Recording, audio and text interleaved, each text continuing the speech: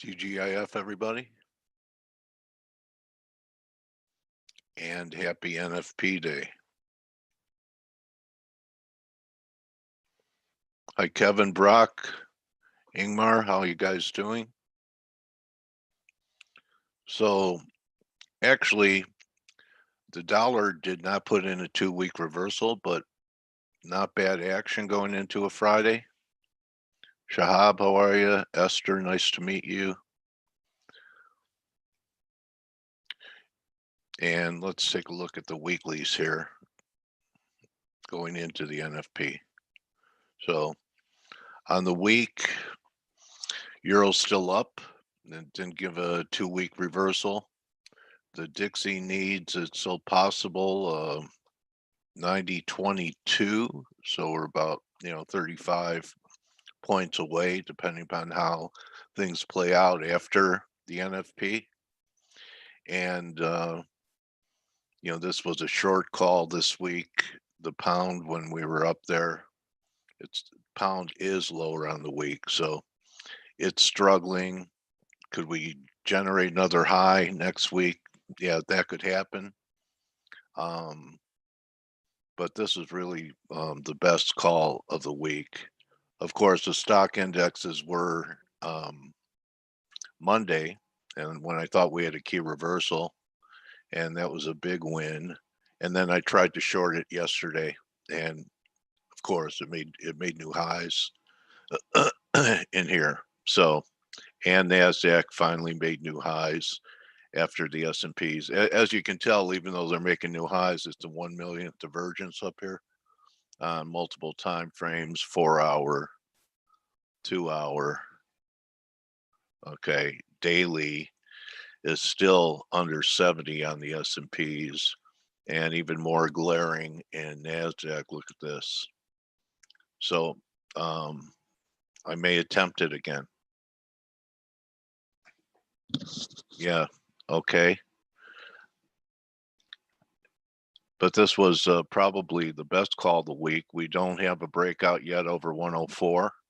So I was talking about it down here. And when you look at the weekly candle in yen, that's a pretty good weekly candle in yen. Not as great in the dollar. See the difference? It's a hammer, but you already have a nice solid blue candle off the wedge line and threatening to come out on the upside. So right now, the yen looks the best going home for a long dollar trade. And gold got killed because of what the yen did. Here's a weekly in gold getting hit hard again. The chart of the day, if you saw it yesterday, you have a reversal week. Now, why can't we have something like this in gold from this week's highs, right? And this was a pretty good correction.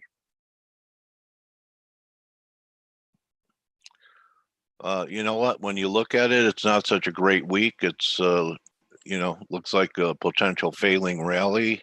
And why can't we have something like this from here? I know most people are thinking 23 is going to hold. I certainly wouldn't buy it here. And I don't know if we're closing above it. I don't know if we're closing above his buy signal. But the action in the yen, if it's just beginning, and we're going to 109 to 110.11, there's more downside left in metals. Does that help you, Sanse? Okay. Yeah, And I'll discuss that later. Yeah. Good oh, morning. okay. Good morning, buddy. The commodity currencies are still the strength. Look at the week it had. This is the Aussie and the Kiwi. Done nothing wrong. Yeah, we backed off from the highs, but actually, I think next week, if we get a rally in Aussie, one more high, that kicks in. We're going to have this, right? Confirmed high, first divergence, right? And at a new high, it'll be our second divergence, and maybe it'll be under 70. So this is something I'm looking at most likely for new next week if we make new highs. if we make new highs today, I don't know if I'll fade it. Maybe a toe in the water. But I think this is setting up too with weakness in gold and, even copper. Peter Goodburn yesterday said copper's in a topping zone, and he's been pretty good on calling some big turns in copper. So paying attention to that. I hope everyone had a good week, and why don't you cap it off? Your good week. Anyone do okay in the yen? Any of my calls or the team's calls help you out this week? Anyone catch the bottom in the yen? Avoided being long gold during the sell-off after the yen turn? Anyone, how about shorting cable up there early in the week? Hugo, okay. Did the yen? Oh, nice, Brock. Okay. So what I would say is if we helped you this week and you're not a member yet, help yourself more and take advantage of these prices while it's still there. Of course, goes till the 25th. But while we're doing this, I don't think you could get the the $1 trial. Okay, so you may want to consider if we helped you out, say thank you this way. Coming in this next week, the light program. It's awesome to have you there. Yeah, there you go. I was going to say the offer is for the premium plan. Obviously, Yeah, the it's light premium. stays as it is. Yeah. Yeah, but still, I mean, the light plan. Hey, if you're on the light plan and you can come listen to the daily roundup webinars, great. Go ahead, we'll have you there. And European crossover. And the European crossover. Sorry, I didn't mean to. Yeah. Okay. I remember that too. I'm always sleeping through that. So anyway, I didn't mean to intrude on it's okay, buddy. your talk, but no, I do have to mention. Yes, sir. Go ahead. Yeah, I just wanted to mention as well. This offer only comes around a couple of times a year. So if you guys like what we do, like Dale said, if you like what we do, and you think you help us, this is the way you could support us, because we have a team, and we have a team that works tirelessly for Forex Analytics. So in order to support us, become a member, and if you like what we do, come support us. It'd be great. Help us help you, Jerry Maguire. That's Jerry Maguire, isn't it? Yeah. Great line. I actually help me help you. Help you. I showed my kids that movie, and they hated Jerry Maguire for how he treated the girl. The girl, yeah. Renee Zellweger. Yeah, exactly. Yeah. Dorothy Boyd. Come on, you have to remember the name. What's that? Dorothy Boyd was her name. I never would have remembered Come that. on. So, really? Anyway, I don't. I'm not really good at remember those things, but I'll tell you what. Go ahead, man. It's funny. My kids have like the highest moral standards, and if my respect kids for women. Oh, they learn who do you think they learned that from?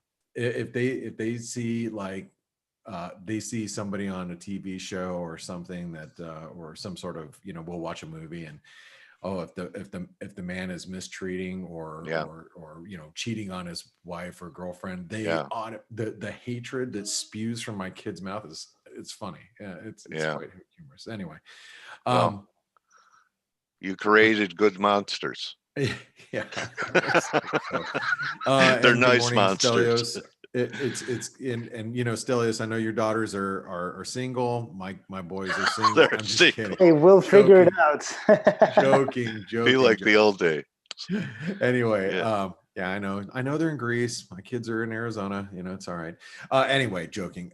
Hey, we have non-farm payroll today. Yeah. It's going to be it's kind of exciting because of what's happening.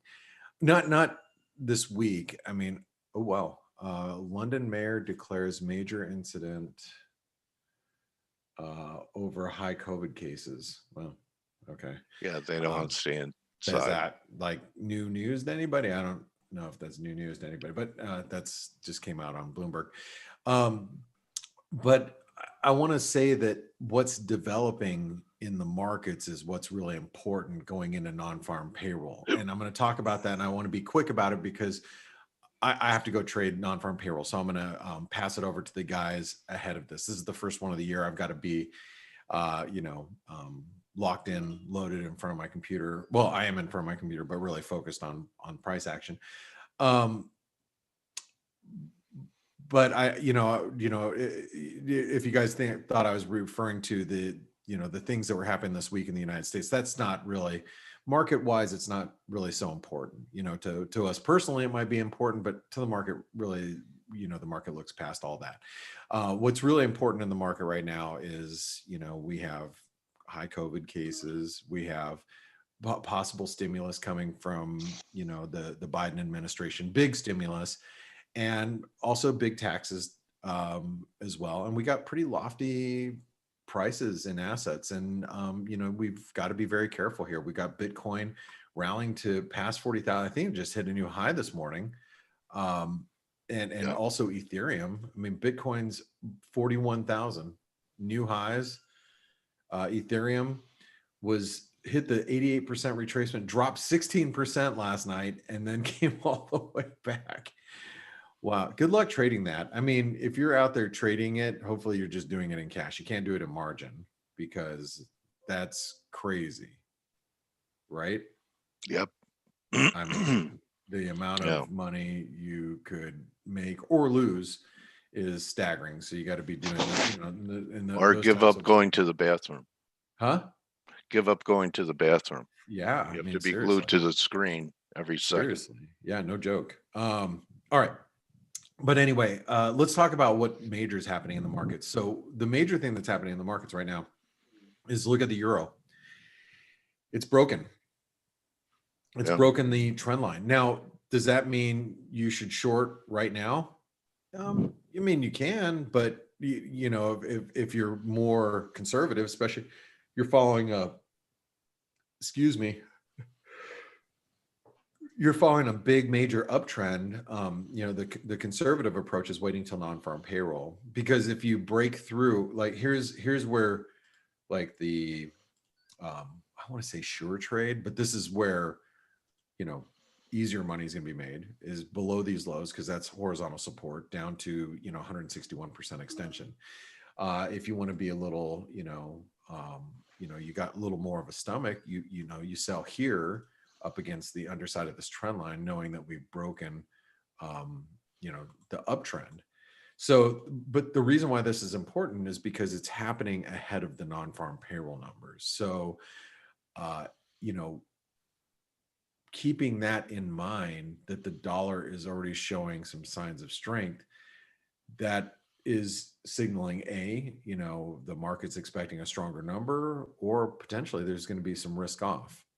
And I could probably throw some evidence around that might suggest that risk off may be coming, but it's not here right now. And it's what's interesting, Blake, is everyone thought the dollar would rally if we got risk off, and the dollar rallied and we didn't get risk off yet. Yeah, but let me be very clear about something. And COVID lockdown was not a good example of this. You have to look at previous examples of the dollar and sell-offs and rallies and risk aversion. And you guys that have been listening to me for a long time you've heard me say this, so I'll just say it.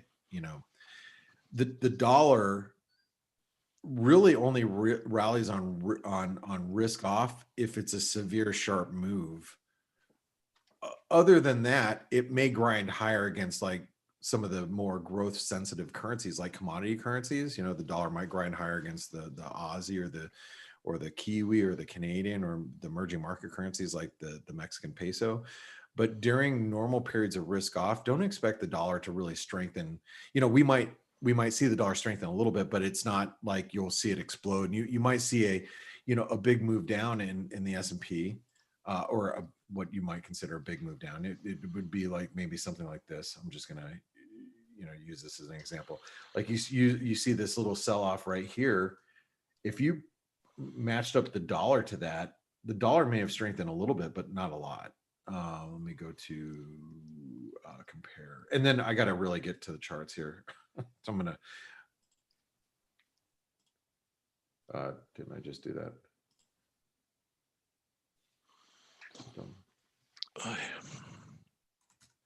All right, I've really got to get started, but you can see the dollar was dropping. Yeah, stocks came off, dollar came up a little bit, and then just resumed its downtrend. You're not going to see the dollar really reverse there's a lot of reasons why it's not going to reverse right now, but you won't see it like for it to move really aggressively. We do have to see a pretty steep sell-off. Now the S&P is at the channel highs, and we talked about this being resistance here. That's at 38.25. I got to put this down on the bias chart. 38.25 support intraday. Well, 37.85. And we're in a bullish trend. Let me see if I can do this quickly. I'm not sure I'm going to be able to finish everything. Let's see. All right, so support for the euro dollar, 122.10, resistance 122.80 now. This is horizontal support. So and this is going to be the first day in a long time that I come out of a bullish trend. It's going to range. I know you guys are probably like, what? Yeah, I mean, 135 is the 38% retracement in the cable. 137 is resistance. So now that doesn't mean that we won't go back to bullish the euro even as early as Monday, because if this ends up being just like a false breakdown, and by the end of the day we're back at 123, which could very easily happen in this uptrend, then we'll be back at bullish tomorrow. But right now it's range, and this is 135. Why it's important? It's a 38% retracement. Aussie support key, also 50% retracement, 77.30. Resistance 78 cents, which I know we've been a little higher, but I think I even said yesterday 78 cents, if I'm not mistaken. 78 cents. Kiwi resistance 73 cents, but it is actually 72.75. Support is going to be right here at 72.20.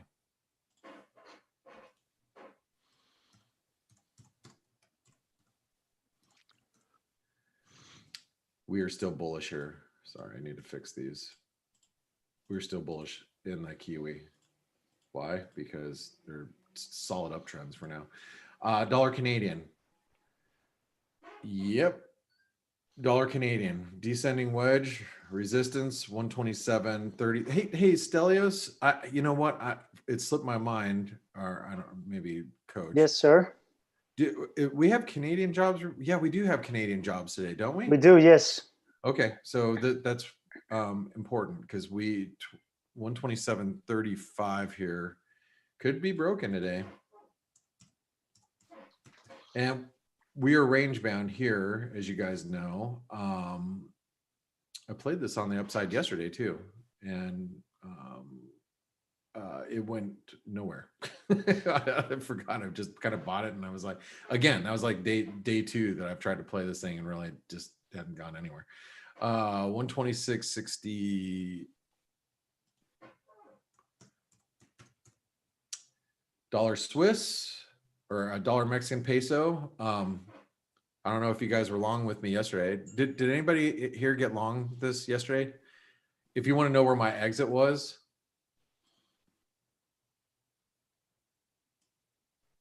$20.05. So, if you guys were for it in the chat rooms, or Forex Analytics subscribers when that PIP came out yesterday, it was right here. Okay. And all my reasoning is in the charts or in the description. So again, you know, be part of Forex Analytics. This is where you find, you know, some opportunities. Now, I made the case for why I'm bullish this, and so we're going to look at support as being 1990. I don't have time to go over it today because you guys should have got that yesterday. Resistance is, oops, 2010. We are in a range. Okay. Swissy broke the trend line. Okay.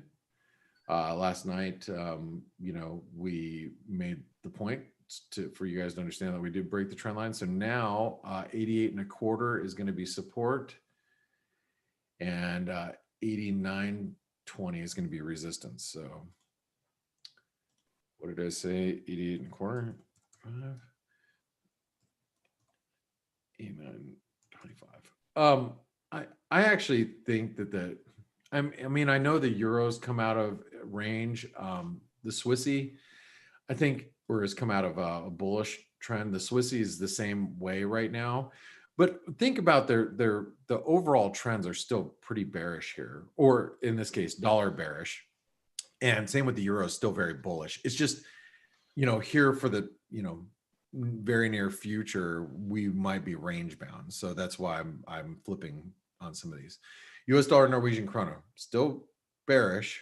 Yeah, I mean, we got slammed. Citigroup actually just put out a note the last 2 days that they're selling more US dollar, Norwegian krona. They actually sold pound Norwegian krona today.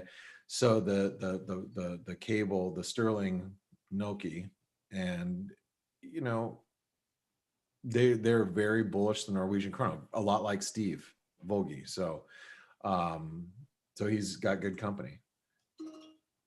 All right, resistance today, 847, support, 837.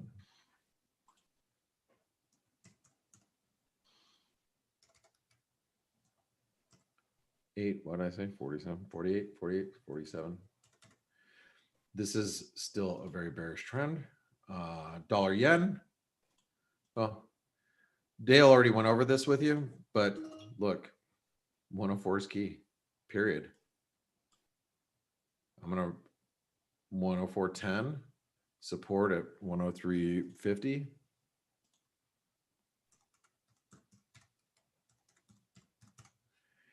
And that's significant because if that breaks, we go bullish. Dollar index.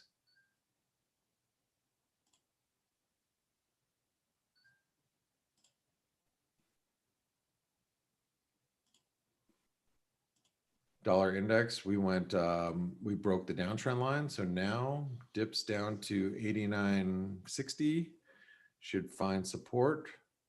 Next resistance for the dollar index is 90.50. And for those of you guys that are, you know, part of the Forex Analytics community in the chat rooms, if you have any questions, just ask me. I'm sorry, I'm going through this rather quickly. If you guys are, you know, not, and you're just watching the webinar, I apologize. I really have to trade non-farm payroll today. It's the first non-farm payroll of the month, and I need to be there and be present, ever present. Gold broke. So now 1900 is resistance, support, 1875. You guys all knew this is coming. This is the chart of the day yesterday. So 1900.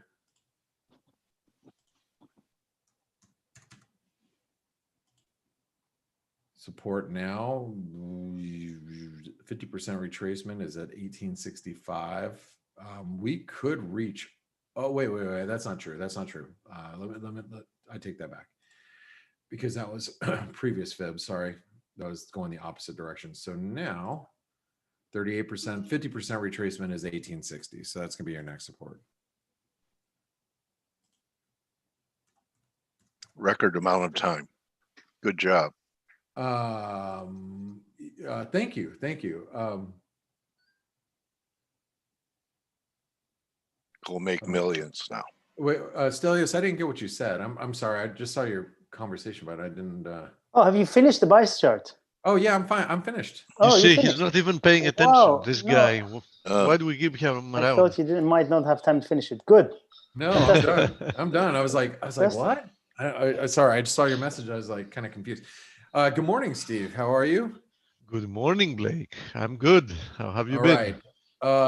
Yeah, and I'm gonna say again, if you guys, I blew through those. If you're, if you listen to us throughout the week, oh shoot, I should, do this.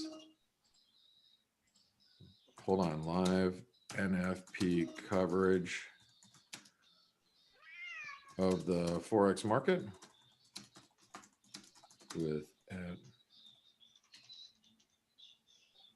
Volgi at oh crap. I was gonna anyway, I'm gonna tweet this out. And I can only do I can only talk. I can't talk and type. It's like talking and chewing gum. And yeah, and chewing gum and walking at the same time. That's all right, Blake. We got it. Don't worry. All right. So anyway, I wanted to tweet that. I want to say thank you all for your support and good luck today.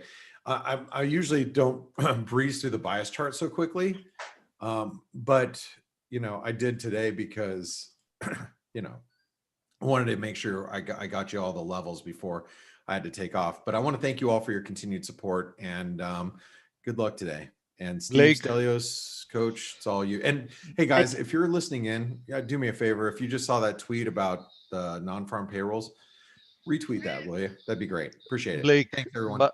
by the way, before you go, you mentioned pound knock. Just have a look at this. Okay. Yeah, it's a big one. All right, man. Gotta go. Bye-bye, mate. Thank Bye. you, Blake. Thank you. So Hi, payrolls guys. in 2 minutes. Hey, Dale, how you doing? Good. Thank God it's Okay. Friday. Yeah. Indeed. Yes. So we got payrolls in 2 minutes, but we can discuss a couple of things before then. Obviously, the main thing happening now is Donald Trump seems to be willing to pass on power peacefully. So that's good. And so I think it's, 2 weeks left or something like that? 12 days. Sorry, 12 days, yeah. So I think from what he's said and tweeted and all that, he's been relatively quiet and calm, which is good. And I guess that's what the market has been looking at anyway. They're looking through all the noise and the unfortunate event that happened a couple of days ago. They're looking at Joe Biden coming in and, doing what he wants to do going forward. And there was somebody who was saying the other day, oh, yeah, but what the Democrats do, they're very good at spending, and this is probably not going to be good for the dollar and all that. I said, well, I think Democrats, Republicans, they're all spending now. I don't think there's any major difference between them. But the main thing is to have a peaceful transition and then see how Biden's plans pan out and, first 100 days and all that stuff. Yes, Sergio, in my opinion, we should just stop paying attention to all the rhetoric. I remind you that we've changed during the past few months rhetoric multiple times, and every time it's just to, I'm talking about the media now and the consensus, right? And every time it's just to fit, whatever is actually happening. I remind you that just a few weeks ago, when it seemed the most likely scenario would be that yes, the Democrats did get the White House, but they would not get the Senate. The market thought that's an amazingly positive development because the Democrats would push for more stimulus, but at the same time, Republicans controlling the Senate would put a brake at potential attempts to reverse tax cuts. Now, that's gone out of the window, and once again, it's positive for another reason. You know what I mean? Let's see the numbers. Yeah, I know. NFPs, here we go. Okay. Canadian employment is bad, NFP is negative 140, so they're both bad. Yeah. Yeah. Average hourly earnings, big jump. Unemployment rate, despite that dropping, I'm assuming that has to do once again with labor participation. Where is that? Unemployment rate fell to 6.7 from 6.8 expected. Participation rate was flat. So weird. Sometimes the maths doesn't work out. I don't know how they come up with it, but anyway. So the numbers. So NFP is quite a big miss. I mean, more than 200,000 less than the market expected. Look at payrolls, actually, Stelio. US average hourly earnings up 4 times than expected, and US manufacturing payrolls almost double of what was expected. Actually, you know what? Look at the revision. The revision on from last month is basically the difference, or almost the difference of the headline number. So maybe that's why the market is not doing that much. I think the market is not doing that much because the market doesn't care about data. Yeah, but eventually we'll have to. But you're right. Yes, you're right. So headline number was about 200K off, and the revision was about 100K the other way. So yeah, makes up for a little bit of that. Okay. And for the time being, I don't see any real reaction. Yeah, I mean, yeah, we got the data. Apart from Tesla rallying. Yeah, but that's that's not dependent on payrolls. It's just because we're in a day that ends with Y. Yeah, exactly. Dollar actually is getting a bid on a weak number. Yeah. I mean, Dale, depends on what kind of chart you're looking at. I mean, if you're looking at the tick chart. 1 millisecond. No, actually, 15-minute I'm looking at, Yeah, it's, these time frames I've stopped looking. I don't even remember how many years ago. I mean, many, probably a decade ago or something. Might be even more. So far the market couldn't care less. I mean, if we didn't know we had payrolls, we wouldn't really, assume that was the case. Okay, let's give it a few more minutes. So let's go back to what we were talking about, and of course we will keep monitoring. If there is some kind of a little bit post-delayed reaction to the NFP. So far, I see the dollar weakening actually, but I mean marginally, so nothing to talk. 10-15 pips don't count. No, they don't really count indeed. So what I was saying, Stelio, is that just people should stop paying attention to any of the rhetoric because it keeps changing just to shift the price action, right? I mean, blue wave was a positive thing. Then the market thought that blue wave would have been a negative thing because of tax hikes in corporations and individuals. Then now that we got the blue wave, in essence, with a little bit of a delay, having Georgia elect 2 Democrat senators, now it's again positive. I mean, yeah, whatever, you know what I mean? Yeah. Whatever. Yeah. Bottom line, the market doesn't care about politics, doesn't care about politicians, doesn't care about the Biden government having promised to increase taxes. Of course, somebody's going to say, but taxes erode earnings. I mean, they reduce earnings. But the market is not trading on earnings anymore.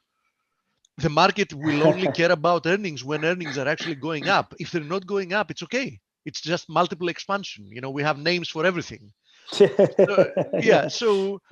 this is a pure trade of extreme monetary policy mania, and everybody chasing the same momentum names mindlessly, and everybody hoping that they're going to be lucky enough to have made enough money when the music stops, and we have to start, counting how many musical chairs we have and how many people will be left standing.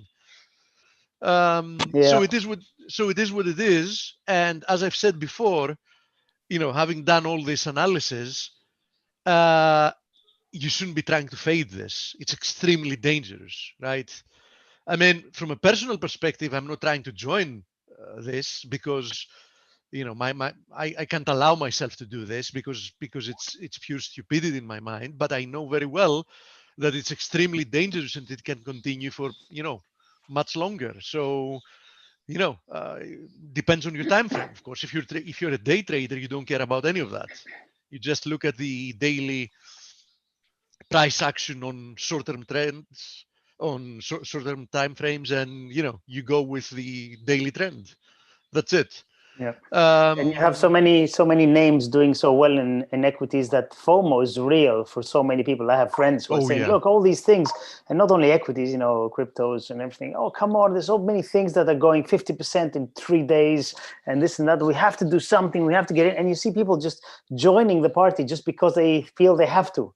And that's and as always, exactly as it was happening in 99, 2000, there is always a narrative to back why this is different. You know what I mean?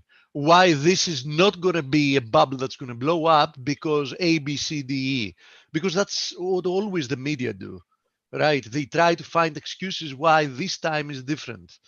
It's not going to be different, but as I said, not part of not being different also means that it can, last more than you can stay solvent just by trying to fundamentally be short this market, because it doesn't make any sense. Yeah, it doesn't make any sense, but it can remain not making much sense for, much longer. Now, having to do with other market developments, we had a nice dump lower in the metals today. Here is gold, here is silver. In the case of gold, technically you can say that it looks a little bit worrying that it is attempting to go back within the channel. Of course, it's very early on the day, and for me, the daily candle doesn't tell me much until I actually see it close. Yeah. In the case of silver, it would be a worrying break, though, a false break. Yes. It would be. Also, I mentioned the other day that, we were indeed backtesting the confluence of the 61.8 and the previous high, right? So that rejection came from an interesting level, admittedly. So who knows? We might have a more complex correction that needs to unfold here. That can always be the case. I mean, I've mentioned multiple times that the problem with corrective moves is that it's extremely hard to predict in advance how they are. I mean, this looked like a nice, legitimate channel. But let's say, who knows? There is a chance that we have, let's say, something like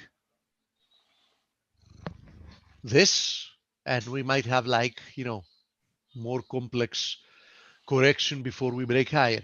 What does not change is the fact that I very, very strongly believe that whatever form this move takes, it is corrective. Yes, I agree with that. And even if we push to new lows within the context of, this big correction consolidation, my bias doesn't change. I want to be buyer of weakness and not a seller of strength, both in gold and in silver. Silver, by the way, totally different story here in silver, because silver is still decently far away from the breakout area, right? So this is an interesting divergence to monitor. Copper. Yeah, silver. Let me just say a couple of things about silver, because the friend was asking. I've said for a while now I want a weekly close above 26.50, and that's, I looked at my charts. I thought the breakout point was around 26, and what I always do, I try to give it some space and some some breathing space, and I want the weekly close because that makes it a bit more real in my opinion. The problem is now, because of this price action today, even if we close above 26.50, we close 26.52 or 55, something like that, I'm still going to wait, because this price action scares me a little bit. And I don't think we're going to miss much by giving it a little bit more. It's 26.40 now, so it's well below. It is below. But I'm not, I had said this as a rule to myself, but now looking at today's price action, I'm going to wait. Even if we do close marginally above, and then I'm going to I don't really disagree with you, although I have to say it's a little bit scary, because usually it's not a good idea, thinking like this. Yeah. But personally, if somebody forced me to buy silver here, I wouldn't give it a second thought. I would sleep just fine at night. You know what I mean? Yeah. And I want to have a long bias for sure. Always have a long bias on Yeah, this. I mean long term. And when Yeah. I say long term, I'm not talking like decades ago, right? I mean decades in the future. Yeah. I think silver is going to be above 50. I mean, in the agree. grand scheme of things, even if I had to buy it 26, can it go lower, like towards 20? Yeah, it can. But would I really be thinking, oh my God, I, threw my money away and, you know, no way. I mean, I would be Absolutely like, not. No. keep that on the side. One day in the not so distant future, you're going to make a lot of money out of it. Yeah, and as I said in the chat room, I'm going to start buying slowly. A third the position here, a third the position there. I'm just going to start building. And if I build upwards, great. If I build, getting some a little bit lower, even better. So that's what I'm going to start doing. But I haven't done anything yet. I'm still watching. Something else I wanted to mention, because in his introduction, Dale made a mention about Peter. I'm talking about Peter Goodman that we had yesterday. And him mentioning, did you say, Dale, that he mentioned that he thinks we're topping here in copper in the short term?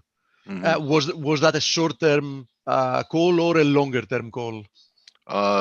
Just pretty much across the board corrections and then continuations. Okay. So I'm on board with him. Just look at this. I mean, I'm on board in what sense? There is a chance that we can find a short-term high here. Other than the fact that we're obviously extremely oversold, don't forget that within a few months we've gone from 190 to 370. Other than the fact that we have RSI divergence, which is an indication, but a weak indication on its own, and I've explained multiple times why. We're now testing the confluence of this ascending wedge and the 127% extension of the last bearish move lower in copper. And when I say last, I deep down believe it was the last one. I mean, not only the last one in the sense that it was, the one that we had previously.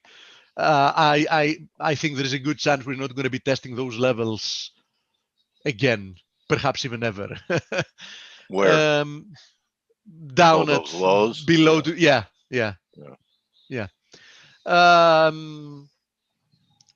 I do see the potential of finding some kind of interim high here. Now,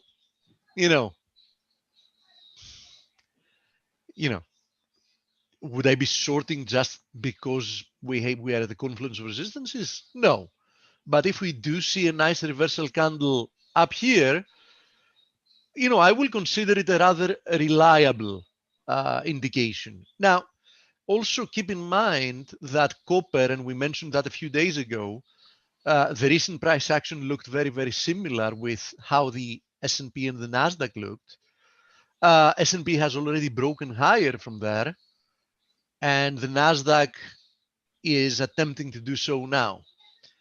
Can that be an overthrow? Yes, it can. But, if it is for us to have a reversal here in risk assets, it has to be fast. It has to be imminently, right?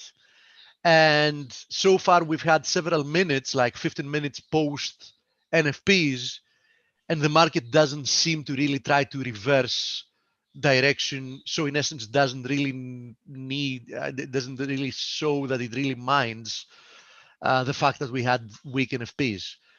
It's not surprising to me. I said the same yesterday. I don't think the market really cares about data anymore. It just cares about, the path forward. Momentum. The path forward having to do with stimulus, momentum, and just things that can interrupt that kind of euphoric sentiment that we see broadening in the market. And speaking of which, I also don't consider it a coincidence that the DXY seems to be finding it hard, to be struggling to break through the resistance of this descending channel. So bottom line, as long as the DXY is not playing ball here, and as long as the formations we've shown on risk assets are not really cracking, I'm going to reiterate what I've been saying for weeks and weeks now. Don't try to take the other side of the market. It's quite dangerous.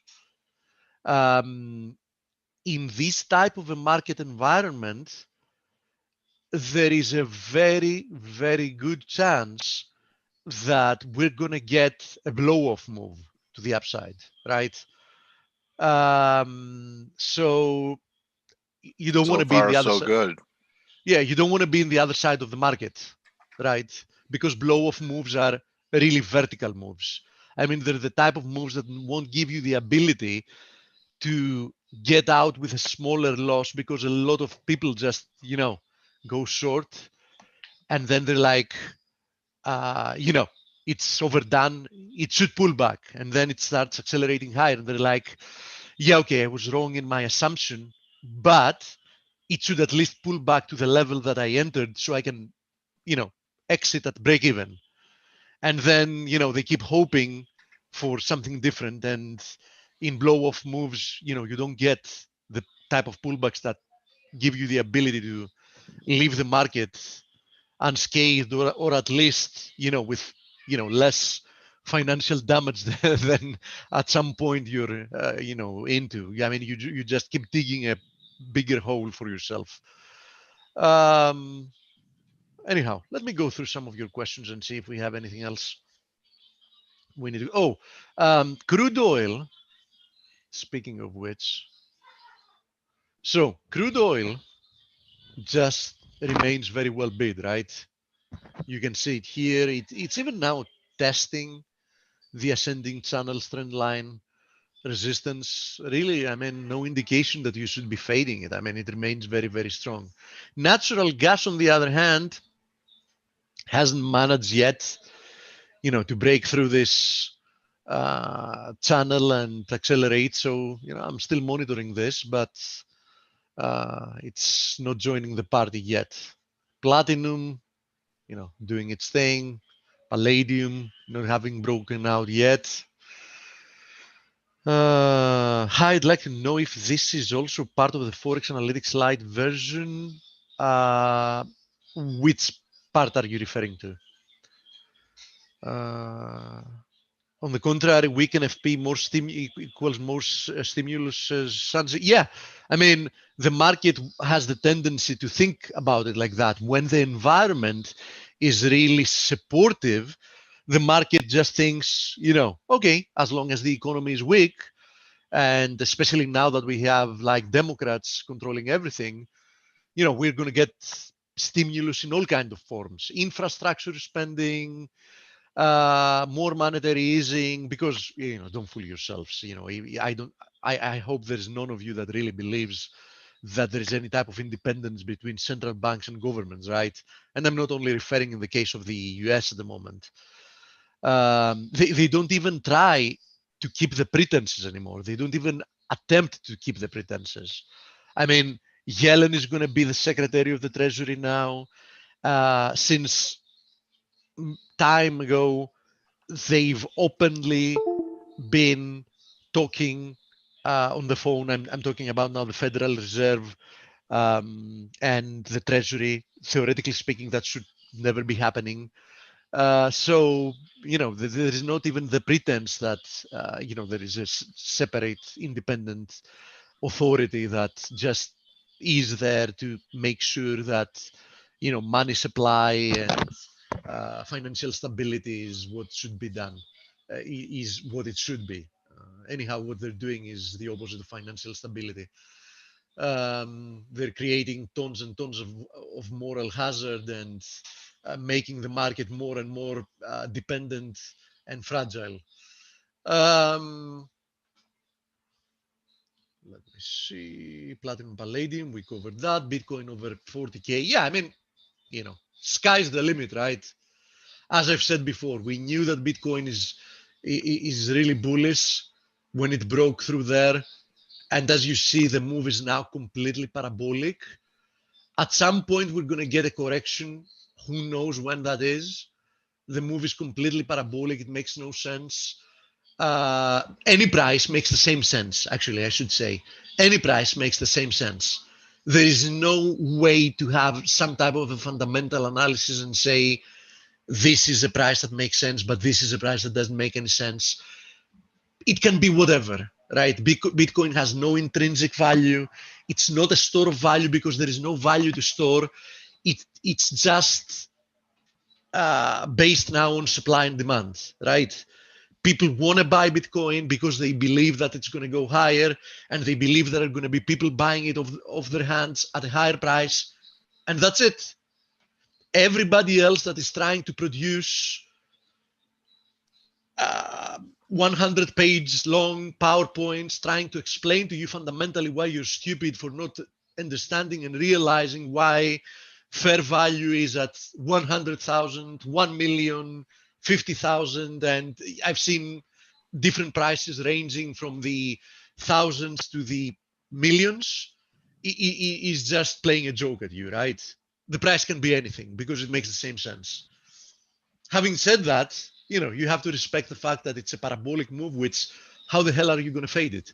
I mean, who tells you that it's not going to go to 50K, to 60K before it moves lower? What I can tell you as a fact is that at some point it's going to have a very, very, very sharp pullback. And as always, that type of a pullback is going to really rape the weak hands, the retail crowd that's going to be leveraging their credit cards once again to buy Bitcoin because they're going to be, seeing in the media that 40K Bitcoin is nothing because in a couple of weeks from now, it can be at 80K. And it might actually go to 80K, but it might first go back to 20K, even for a couple of days, right? And these people are going to be wiped out once again, as they were at the end of 2017.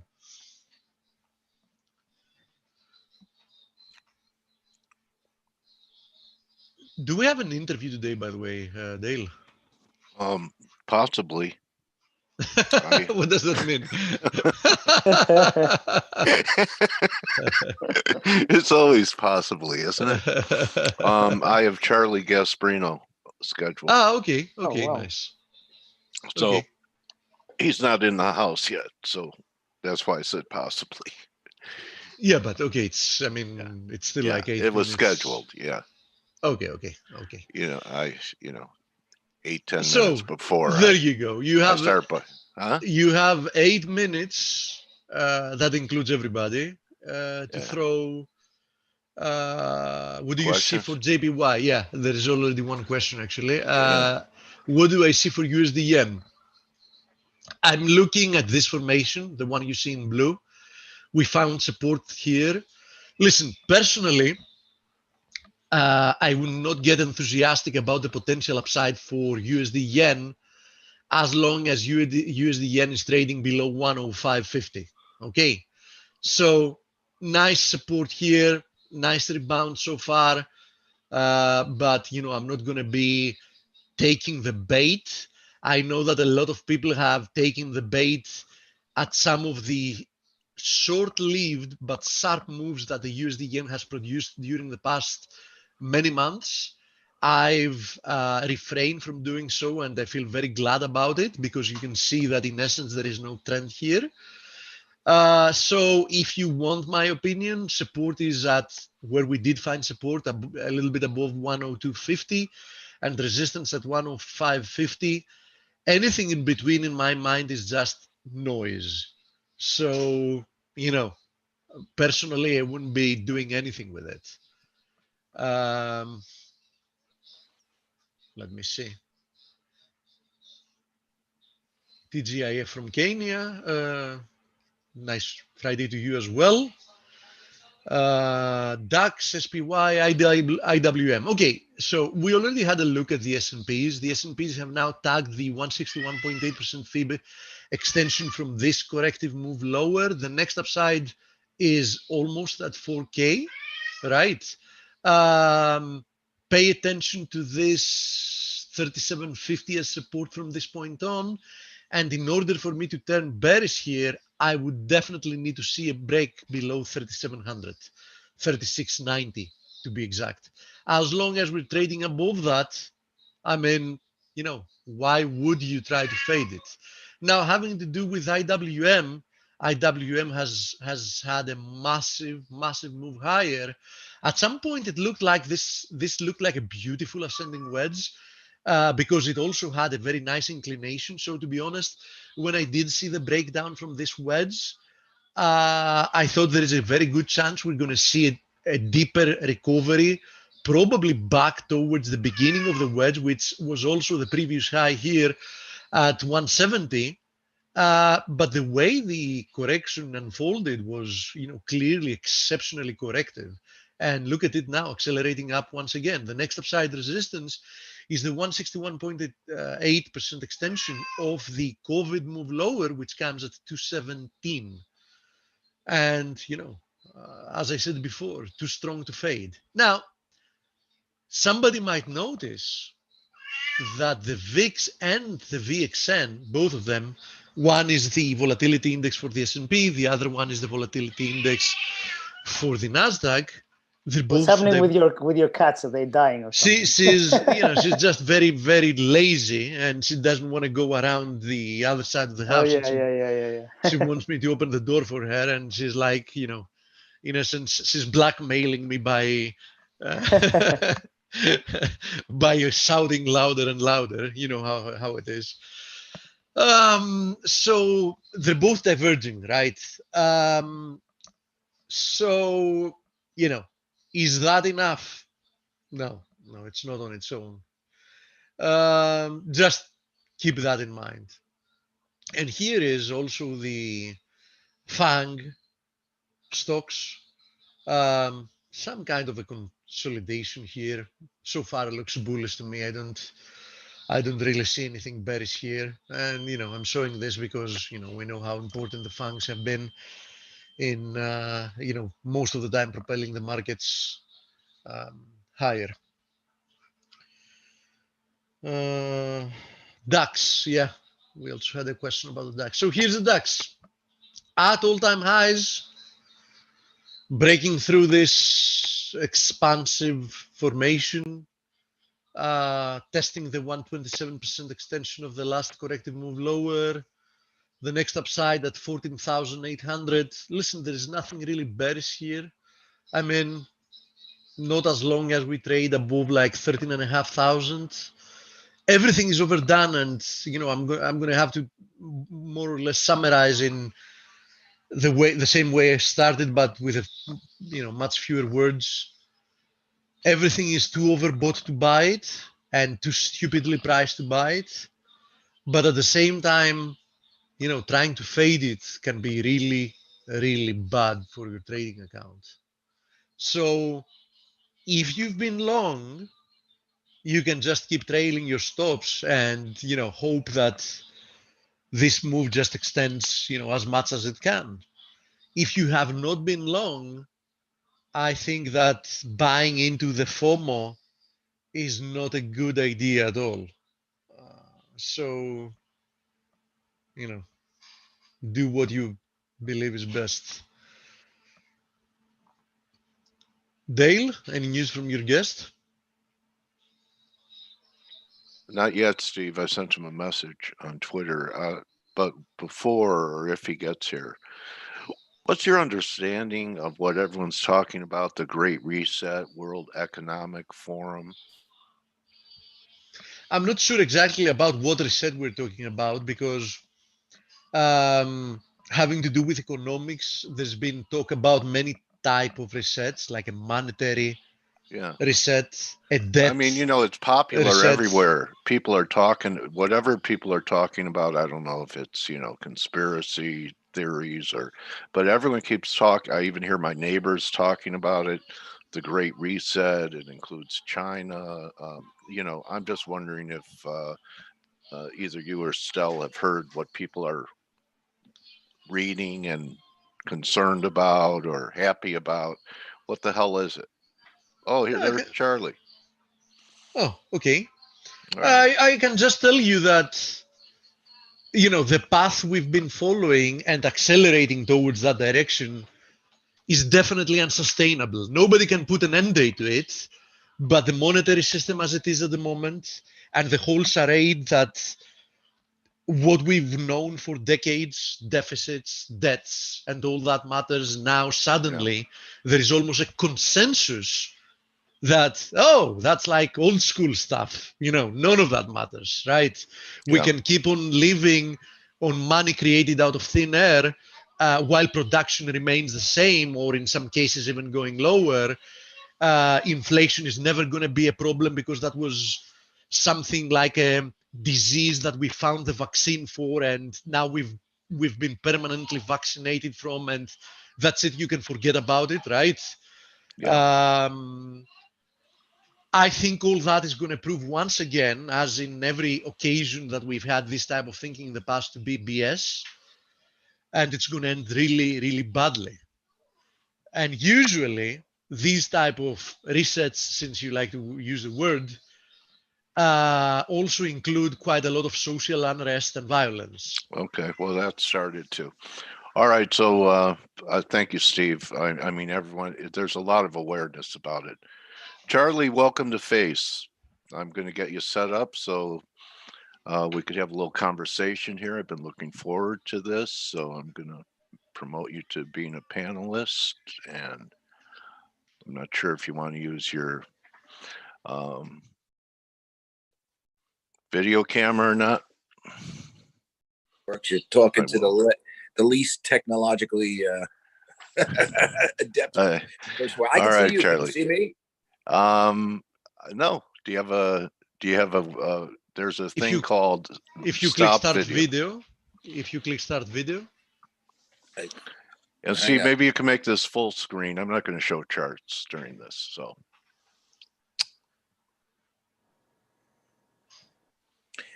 Share screen, start video.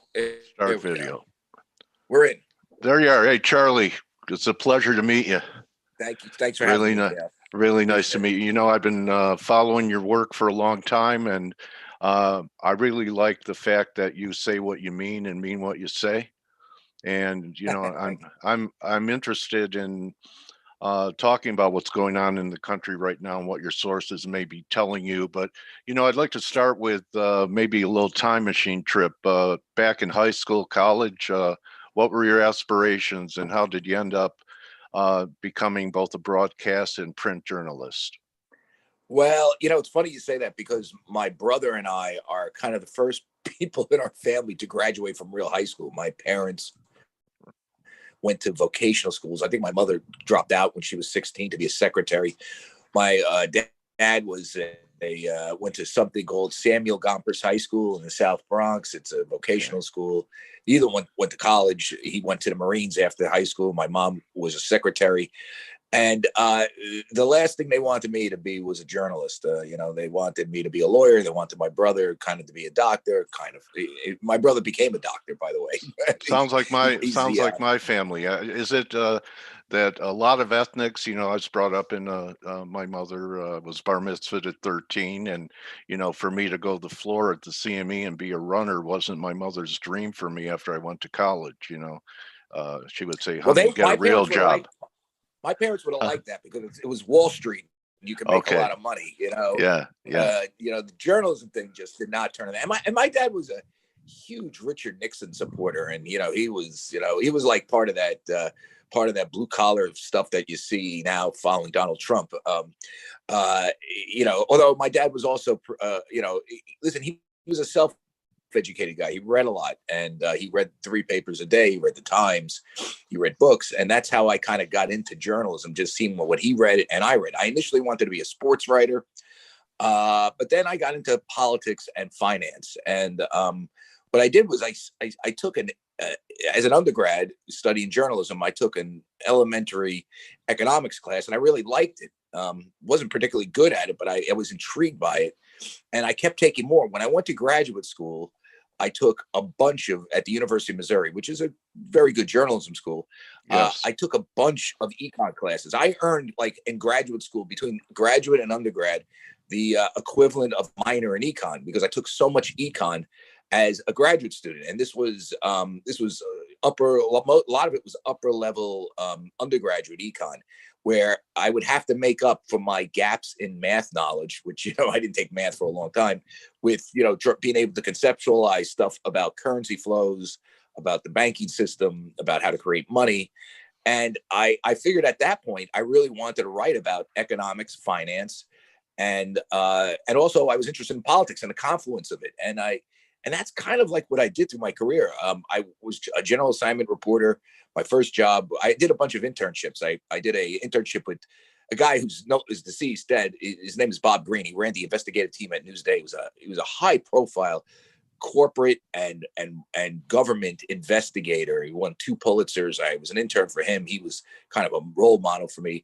On Nice. one end, there was another guy at the University of Missouri named James Gentry, professor, who was another role model, who schooled me and had to cover business journalism, and that's what I did. And as I got on in my career, I covered the confluence of business and business, finance, and politics. I spent some time at something called the Bond Buyer, where I covered essentially the confluence of Wall Street and government. I went to New York Newsday, did that there. I went to the Journal, spent a chunk of time there. Well, CNBC your big breakout? Well, what happened for your career? Well, I wouldn't say that. It was more the Journal. I mean, the Journal taught me the basics of journalism. They put me up for a bunch of prizes, Pulitzers. Won some, didn't win the Pulitzer, unfortunately. What happened was I left the Journal to go to Newsweek. This is before Newsweek. Newsweek's a shell of itself. This is when it was a real magazine, and it was run by serious people. And I was there about 18 months, not quite 2 years. And I remember the first 9 months were really good. The second 9 months, I saw the magazine business collapse. At that point, I was doing more business, more TV. CNBC had me on a lot when I was at the Journal. They would have me on then. I did a bunch of MSNBC before it became very political. Right. I covered the Martha Stewart trial when I was working at the Journal for MSNBC for Dan Abrams, who had a nightly show mostly about law, and it wasn't the sort of political stuff you see now. Then CNBC called me, and I just said, okay, do I stay with journalism, print, or do I do this? Do I make print part of this?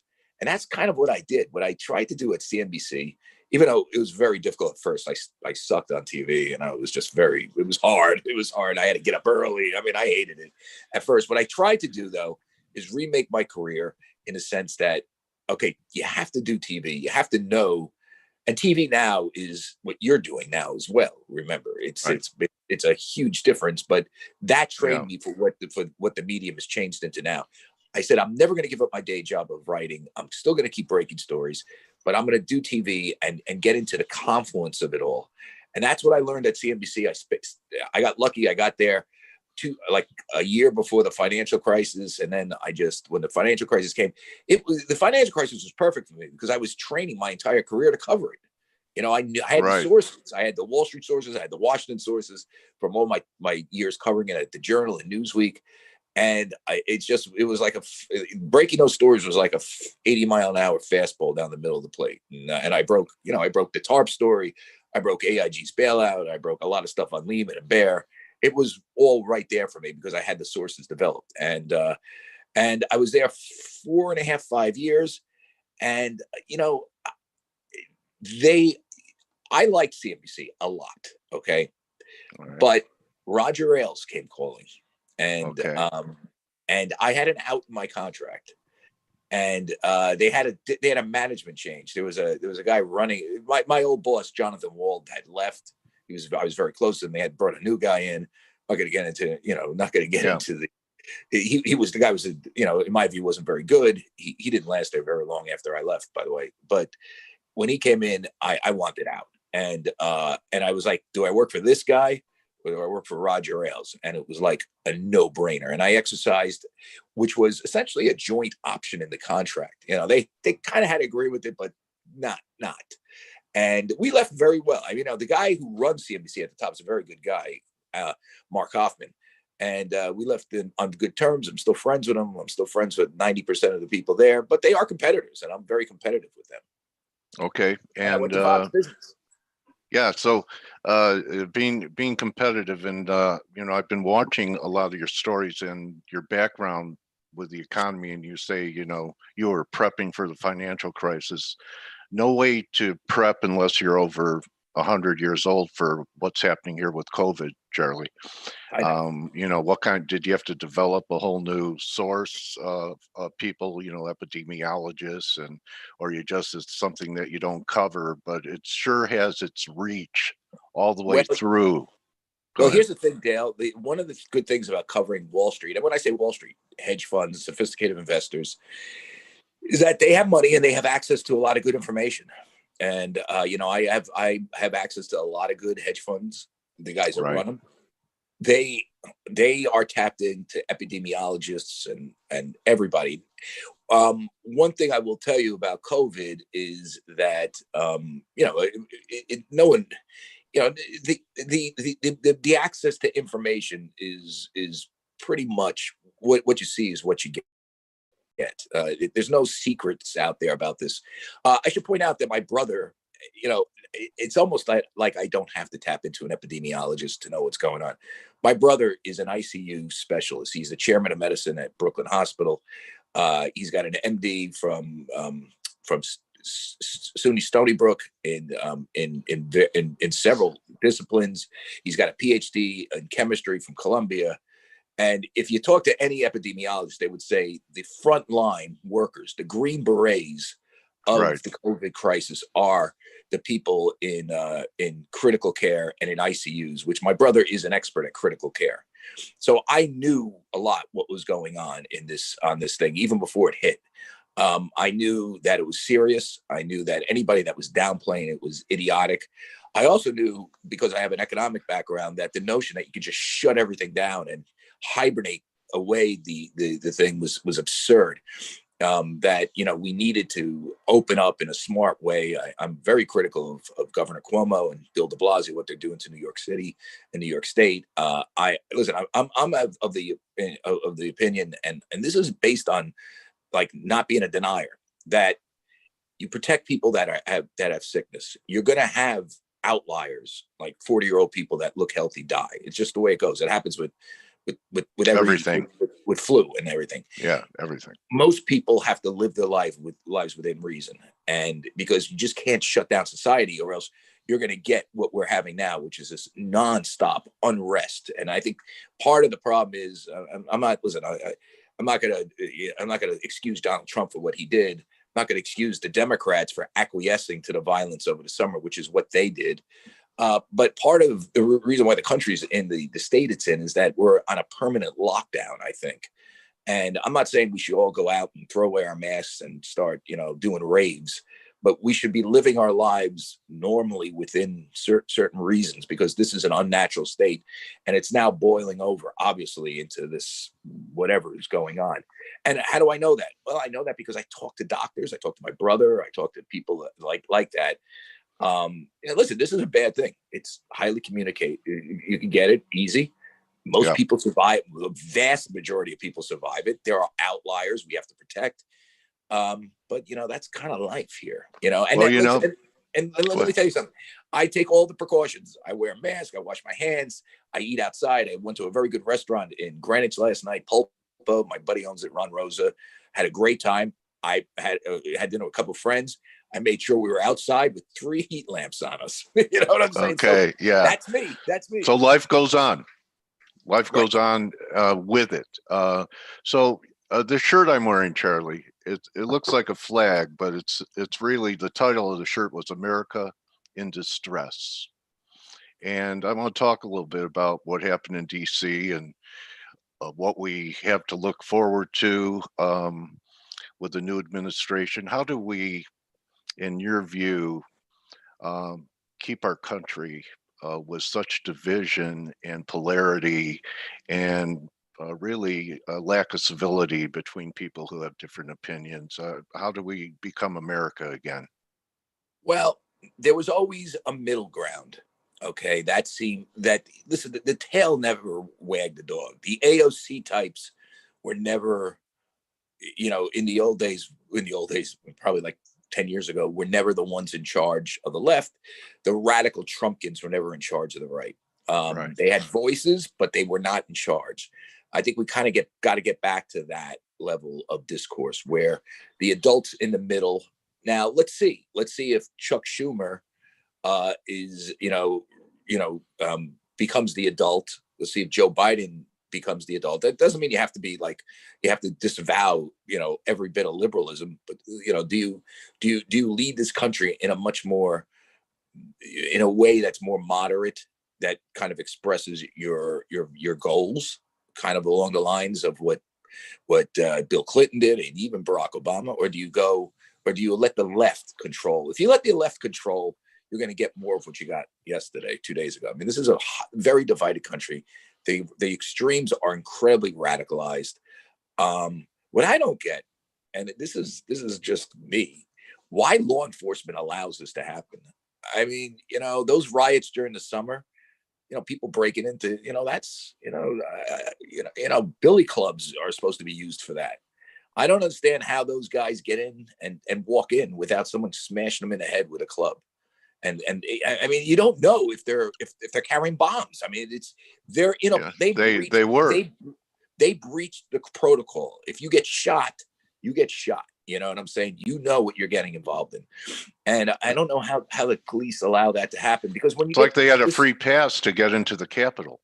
It's just unbelievable. I don't know how you do that. I don't know how you allow people to destroy Midtown Manhattan during the summer without police. And by the way, I think the police want to do their jobs. I think they're being held back. And I'll tell you, when you have that type of breakdown in society, then it filters though through everything at some point. It filters to the economy. It filters through the markets. You get crazy ideas like the modern monetary theory. Okay, let's just keep printing money. It's funny. It's like how much that I was listening to your last guest about just how crazy it is that we're debasing the currency as much. And, when will it ever happen? Well, it's going to happen at some point. Never before have you commoditized something that it doesn't lose much of its value. It's just histories. I don't know when it's going to happen, but it's going to happen. And, the reason why we have Bitcoin at whatever it is, 4 gazillion, what is it today? 40,000. Can you wrap your head around blockchain? Yeah, it's because, I've read, there's a great story in the New Yorker about that. The reporter sort of like unwound it. I think it was Nick Palmgarten. I understand it basically conceptually. I don't think it's worth what it's trading at, but I can get it. There's a reason why people are flocking to that. Okay. And it's not because, they think the U.S. currency is sound. Okay. And these are warning signs that, there's going to be a comeuppance for printing so much cash. Isn't that what we were talking about, Charlie? And everyone seems to be having their own version or talking about the Great Reset by the World Economic Forum. And, there's going to be maybe the IMF comes up with some type of new formula for currency. What do you think? Probably. I knew the train was coming off the tracks when an esteemed epidemiologist, I think his name was Ossoff, I can't remember, if I got his name wrong, if it's the wrong guy, I'm sorry, don't sue me. But an esteemed epidemiologist was interviewed, and he was on Biden's COVID task force, so you can find this out, was suggesting that, we should shut everything down, immediately, do like a month or 2 month COVID shutdown, complete shutdown, and float like trillions of dollars of debt just to give people money. And I was like, oh my God. I mean, does this guy does he understand the way this works? So you even have extremes there. You have extremes about shutdowns. And then I'd say the other extreme is herd immunity. Let as many people as possible just get sick, even though hospitals, ICUs are, as your brother would attest to, are overwhelmed. So again, where's the middle ground for us coming through this? Yeah, his isn't quite overwhelmed, by the way. There's some are in California. Okay. I mean, listen, I don't think we're quite at the, at the take it off the, just everybody be free right now, which is why they're not totally overwhelmed. But listen, here's what I think. I think the middle ground is something we need politicians. We need our politicians to do what we pay them to do, which is manage. Right. It's either total shutdown or for the most part. And some of the people that are doing it is like Ron DeSantis. I think he's doing it right. I look at the numbers in Florida. They're not flying off the track. They're flying off the track in California where you have full lockdowns. I mean, he's managing it. You gotta wear masks in certain places. It's not total freedom down there. It's more freedom. It makes New York look like the gulag. I get it, but it's more Right. freedom. Right. And I think what we should be paying Mayor de Blasio here in New York, Gavin Newsom in California, Governor Cuomo, is to manage us through the crisis. What I don't understand, help me out here. Why can't, if masks do work, okay, why can't we have movie theaters at 50% capacity with everybody wearing a mask? Right. It's better than nothing. You know what I'm saying? If masks do work, and why are we just shutting down all the inside dining? Why let them? The 25% in New York was they found no relationship to 25% and COVID transmission. Forget about outdoor. You can't eat outdoors in California. What is that all about? And I just don't understand, like, some of these public policy. There's no management here. Right. It's because it's state by state. And instead manage it. And by the way, if you need more hospital beds, get more. I don't understand how you don't ask the federal government for more. I mean, listen, Donald Trump did something stupid 2 days ago. I mean, reckless, stupid, horrible, and he should resign like yesterday. I get that. But during the heat of the COVID crisis in New York, that was during March, April, May, when it was Right. really bad. It's not like that now here in New York. During that, I mean, listen, he opened up the federal budget for us. I mean, PPE, you name it, beds. We had access to that. I don't understand why, Gavin Newsom and Cuomo and if any of these places that are being overwhelmed can't ask the federal government for more and manage the situation. Listen, you just can't shut down society. It's never going to happen. It's never been done before. It'll destroy the country. It'll be the cure will be worse than the disease, and they don't. And these liberal politicians don't get it. I mean, maybe they just like being in charge of everything. I don't know. I mean, it's just it defies a degree of logic. Okay, so entering a new era, politically, with the Congress, the Senate, Democrats having, at least marginal control in the Senate, unexpected. How do you think we work out of this economically? I mean, we've been in a managed, central planned economy since, God, even back to the Greenspan days. Have you ever seen a situation where a former Fed chairman has become Secretary of the Treasury?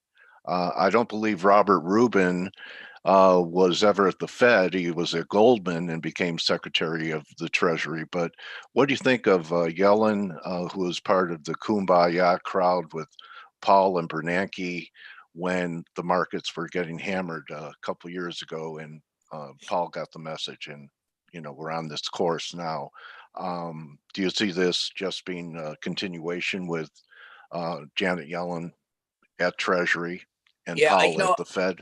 Listen, I'm just a simple country reporter. Who am I to judge a brilliant economist? Which she's a smart lady. Don't get me wrong, smart person, I should say. If you look at her record, it wasn't that great. At the Fed, at the Treasury, did Bernanke and Yellen, who were both at the Fed, really grasp what was going on Wall Street during the early days of the financial crisis? I mean, they were kind of clueless early on. I remember I covered it. I mean, if you remember it will be contained. Yeah, it will be contained. I mean, it was just, and then it wasn't. And then, all hell broke loose. And then there was a public policy, effort to clean it up. And, and you got a guy like a bureaucrat, like Geithner and Paulson, Hank Paulson, who was at Goldman as well, and Treasury Secretary, bureaucrats like that, kind of, they know how to throw money at stuff and figure out programs. So that's what they're good at. They're not good at catching this stuff early. And I remember it was funny because CNBC caught a lot of flack for allegedly, it was so weird. Like the right wingers and the people at Bear Stearns were highly angered at us for whipping up a frenzy that there was a problem. and that they thought we caused a run on Bear Stearns and Lehman, because of our commentary and covering this stuff. The left, like Jon Stewart, who hated the fact that Rick Santelli had his famous rant about printing money and that created the Tea Party, right. thought that we were too easy on Wall Street, and he would pull snippets of stuff out of context where I would say something like I was doing, for example, I'll never forget it, in his famous attack on CNBC. This shows you how disingenuous he was. I did a story early on that AIG was in big trouble. This is before the bailouts, and it was like 8-9 months before the bailouts. And I said, listen, they're not going out of business. And then I said, but they have this big issue, and a lot of people say they're going to need write-down, blah, blah, blah. So he takes a snippet of my quote and says, they're not going out of business. And then it says, AIG blows up. And I'm like, you friggin' idiot. I was attacking them. They hated me. And I tell you, that's what CNBC kind of got hit from both sides. But the reality is we called attention to this. Now, how would a bunch of friggin' journalists call attention to this? And you're Ben Bernanke, like, Bear Stearns went out of business. What is this? I mean, you know? Kramer's rant. They don't know what they're doing. Kramer's rant. And for all his negatives, he called it too, right? And he was a guy that he's got issues, but I'm telling you, they were clueless, and she was part of that clueless brigade. And I'm more or less worried about her, though, to be honest with you. Is like, where does the Senate go? Does Biden actually, just from a fiscal policy standpoint, does he actually, even though it's still divided government? I mean, remember, they control the Senate because of a tiebreaker of the vice president. Right. Does he go full on with all the crazy stuff he wanted to do from a fiscal policy standpoint, Green New Deal, all these higher taxes, based on Kamala Harris being the tiebreaker? I doubt it too. And I think that's one of the reasons why the markets are kind of like up, to be honest with you. They don't think so. But if he does that. Yeah. All right. Well, they're euphoric, Charlie. Okay. They're not just up. They're euphoric. They're what are your hedge fund? Because go ahead. You're going to ask me, what do my hedge fund guys say about that, right? I mean, here's why they're euphoric. They're euphoric because never-ending printing money, which these guys, stock traders, look at the, they have the attention span of fleas, so that's good, right? They're euphoric on print of expansive fiscal policy, and they're euphoric that even though it's nominally the Democrats control the Senate, it's still wickedly divided government, and they don't think Biden is going to do anything crazy. It's I could what they're saying is like if the Senate was really 51-49. And it was a real majority, even if it's by one, that would be worse. The fact that it's 50-50 and almost 50-50 in the House is where people's minds are at in terms of fiscal policy. They just don't think Biden's going to go full on, and maybe he won't. And if you throw that on top of never ending money printing, just spend $200,000 checks coming. That's theoretic, and throw on top of it all a vaccine, which does work, by the way. My brother. Are you going to get the vaccine, Charlie? I'm going to get it in a minute. I can get it. My brother just got his second shot. He had, marginal adverse. Really, I mean, I think he said he was tired one day, like really tired. He slept a lot after the first one. He didn't have anything on the second one. Now, mind you, he's in very good shape. He runs, he does MMA, boxing.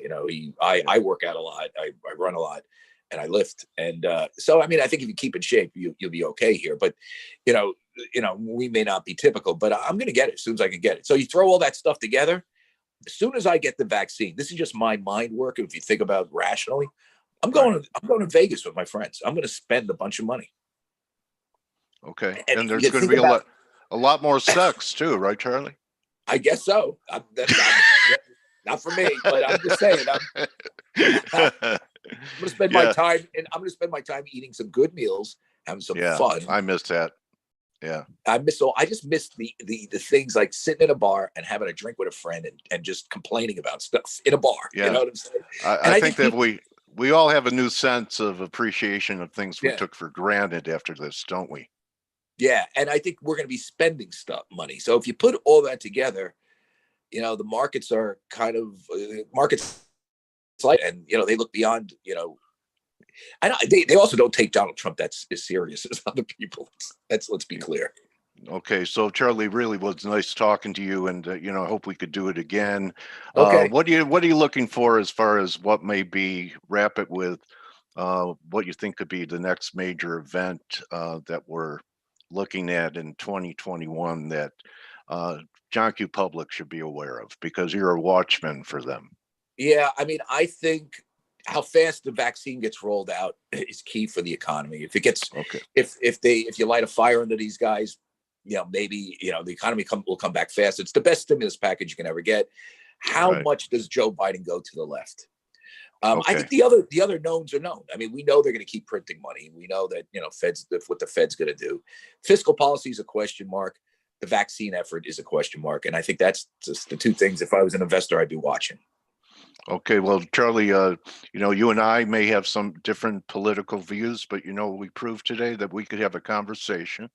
Rational, And that, right? yeah, and you know, and we could like each other. I long for the days when Tip O'Neill and Ronald Reagan could adjourn Congress and have a drink together, sip brandy together. You know, listen, Tom Daschle and Trent Lott used to do that, believe it or not. Yeah.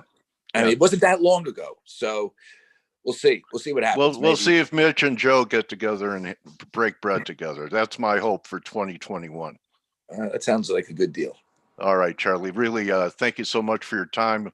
I enjoyed talking to you. Thanks for coming here and sharing your views and your journey with us here on Face. Thank Appreciate you. Thank it. you. Thank you, Dale. Appreciate it. Bye-bye. All right. Okay, that's a wrap, everyone, for our interview for our week.